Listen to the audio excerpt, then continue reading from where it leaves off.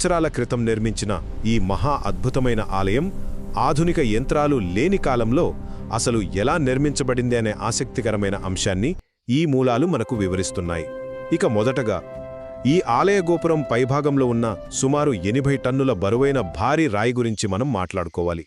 మీకో డౌట్ రావచ్చు, 1000 సంవత్సరాల క్రితం క్రేన్లు లేదా ఎలాంటి యంత్రాలు లేనప్పుడు అసలు అంత బరువైన రాయిని గాల్లోకి ఎలా ఎత్తగలిగారు అని.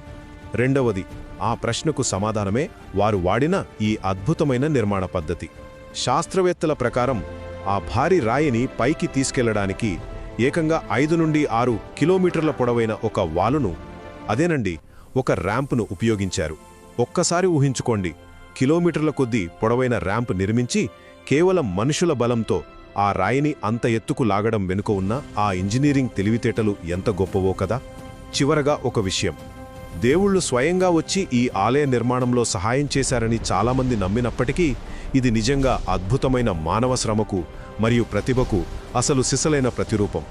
సైన్స్ అయినా దేవుళ్లైనా సరే, ఈ నిర్మాణం మాత్రం మనిషి అద్భుతానికి సజీవ నిదర్శనం అనడంలో ఎలాంటి సందేహం లేదు.